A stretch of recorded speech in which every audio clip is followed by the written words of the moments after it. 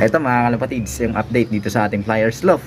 Ito pa rin, buhay pa rin yung ating Grizzles. Ayan, nakatapos ng training yan. Huling lipad yan sa Pangasinan. Pero, ayan, kirat yan mga kalapatids. Mayuan ay cold. At medyo nangangayat dahil medyo mahina na kumain. Pero hindi ko pa rin siya ginagamot. Mag-iisang linggo na yung may sakit na ganyan.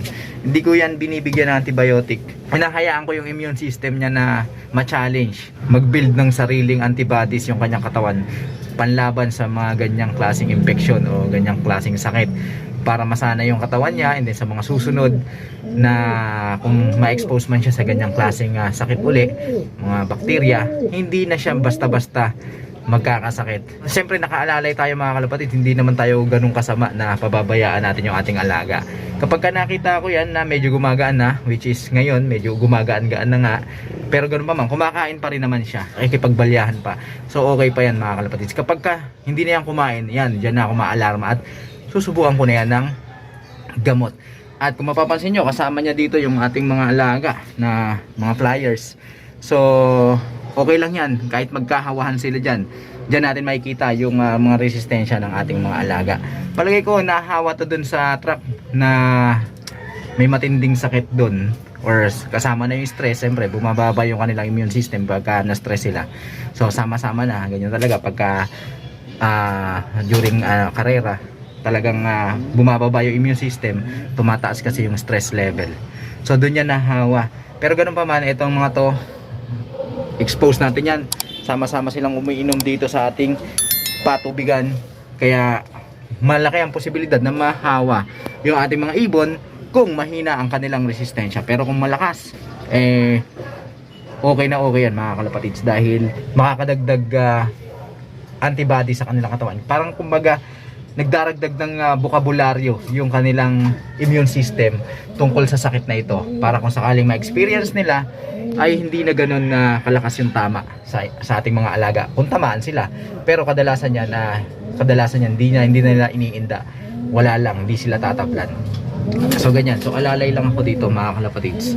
At dahil nga mag-iisang linggo na tong ganyan, hindi ko pa rin ginagamot, siguro hindi ko na to itutuloy sa derby mga kalapatids. Hayaan ko na lang siya magpahinga. Total na finisher naman na to ng training. So siguro sa mga susunod na lang natin siya ililipad. Sayang naman kasi ayoko naman na mag-cramming ako pag recover sa kanya, tapos isasama ko siya sa derby, which is parang hindi naman kasi naging maganda yung performance niya sa training. Although nakakauwi yung ating ibon, at ang daming mga ibon na nawala doon, yung mga ibon ng mga kakilala nating mga idol, maraming nawala sa sama ng panahon sa mga nakaraang liparan. Pero kahit pa paano, ito, sinuwerte pa rin tayo, hindi siya nawala, inuwian pa rin tayo nitong ating alaga. Okay? At nagpaparisan sila dito, so hinahayaan ko naman, off season naman na para sa akin, dahil susunod na target natin ay SDR na. So hayaan ko lang muna sila dyan ligaw-ligawan, and then pagka nag-bounce back na tayo sa training, doon na tayo ulit maghihigpit sa kanila. Samantala yung last video natin sa ating mga alagang breeders, ito na sila mga kalapatids. Late upload ako dun sa video na yon, kaya mapapansin nyo ilang araw lang yung pagitan. At eto, meron ng itlog yung ating mga alaga. Eto, may itlog na to, ayan, kalalabas lang. So sabay-sabay na natin to sinalang, kung tatandaan ninyo. Kaya expected sabay-sabay silang mangingitlog. Huwag mo akong pitikin. Ayan, pinitik na tayo mga kalapatids. Ayan, gagalit si JC kasi yung chicks niya pinapakilaman natin. Okay, samantala ito rin yung ating Bandy Merwe na nakakross sa Stichel Bout. Ayan, meron na rin. Shout out dun sa ating kalapatids, Sir Mike ng San Andres Bukid. Ayan, yan na yung itlog na inaabangan mo. Samantala eto yung Grizzles natin na nakakross dito sa ating Alcantara, wala pa mga kalapatids, pero malamang yan baka mamayang hapon ay mangitlog na rin to, dahil sabay-sabay natin sila sinalang. Then madalas nang nakaupo yung pares niyang hen, so mangingitlog na yan. Samantala itong ibon natin na to, grabe maglugon, halos matanggalan na siya ng buong balahibo. Hayaan mo siya dyan sa labas, nagtatalon siya. So dito 6 na lang yung ating mga alaga, tapos yung pares nating mga breeders. Yun na lang yung natitira dito sa atin. Pero okay lang yan mga kalapatids. May paparating tayong 6 na inakay, 2 doon sa ating kalapatids na nagpasuksok sa atin, nagpasingsing sa atin. Yun sa Bandy Merwe tsaka Stiselbout. Okay. So madadagdagan ng 4 kung papalarin, walang masasayang dito sa mga ina-expect natin na inakay. So bali 10 ang magiging setup natin dito sa ating Flyers Lock. Singit ko lang yung katanungan ng ating kalapatid na si Sir Elmer. Tatanong niya kung ano daw ba yung ginagawa natin sa ating mga alaga, yung routine natin sa mga ibon nating mga breeders natin na may itlog. So kagaya niyan na may mga itlog yung ating mga alagang breeders, expected na mapipisayan at magsusubo yung mga yan. Kaya sinisimulan ko na napondohan yung kanilang pangangatawan para hindi naman sila mangayayat. Ang binibigay kong patoka ay eto mga kalapatid, breeder mix na hinahaluan ko ng pellets or Integra 3000. So sa 1 kilong breeder mix, hinahaluan ko ng 1/4 na Integra. Okay? So sa una, hindi nila tutukain yung pellets. Pipiliin nila yung seeds o buto ng breeder mix. Iiwan nila yung pellets. Pero okay lang yun. Hayaan nyo lang kapag wala na silang matuka, tutukain din nila yung mga pellets na yan. Kasi yung breeder mix mga kalapatids, mataas yung protina niyan. Tapos yung pellets, yung Integra, ayan, mataas din sa protina yan. Kaya tataba or magkakalaman talaga yung ating mga alaga. Para kapag dumating yung panahon na magsusubo na sila, ay hindi sila mangangayay at may pondo na yung kanilang katawan. Pagdating sa vitamins, ang ginagawa ko lang, hinahaluan ko lang yung tubig nila 2 beses sa 1 linggo ng yung electrolytes na na may mga vitamins and minerals na rin nakasama. Ngayon ang ginagamit ko, eto mga kalapatids, hinahaluan ko lang yung tubig nila na iniinom nila nitong Red Cell. Vitamins to ng pangkabayo, pero okay yan.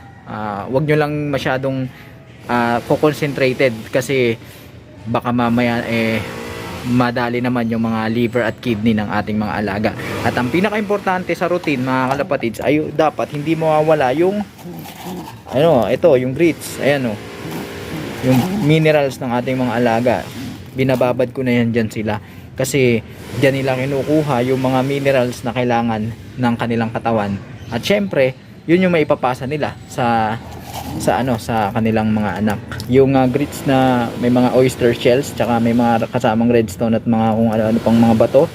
So yan yung nilalagay natin dyan. Then redstone mga kalapatids, yan yung nilalagay natin. At pink mineral mga kalapatids o pecutrin, depende sa inyo. Ayan, ito yung gamit ko, pink mineral. So sama-sama na yan dyan sila. Hindi naman tayo maarte pa wala din tayong lagayan na segregate yung mga minerals, pero ganyan sinasama-sama ko na yan. So binababad ko na yan hanggang sa oras na magsubo yung ating mga alaga. Nandiyan na yan, tinitiyak ko na meron silang minerals. Napaka-importante kasi yan, kasi yung mga essentials, vitamins or essential nutrients rather na kailangan ng ating mga alaga ay dyan nila nakukuha, maliban pa dun sa mga sustansya sa binibigay nating patoka. Pagdating sa calcium at B-complex, yan, sinusubuan ko sila yan bago sila mangitlog. Pero pagka may itlog na, hindi ko na sila hinahawak-hawakan kasi para hindi na sila ma-stress. Okay? Kaya ang ginagamit ko, kung magbibigay ako ng vitamins or vitamin B complex, dito ko kinukuha, hinahalo ko sa tubig pagka may itlog na sila para hindi na sila ma-stress pa. So ito, hinahalo ko to sa tubig na. And then yung calcium na kailangan ng kanilang katawan para ma-replenish yung nawala dahil nga nangitlog, lalo na yung hen na yan. So dito na nila kinukuha dun sa may oyster shells. Yan ang mayaman na source ng calcium. Okay? So yan, sana nakapagbigay tayo ng konting idea doon sa ating kalapatid si Sir Elmer.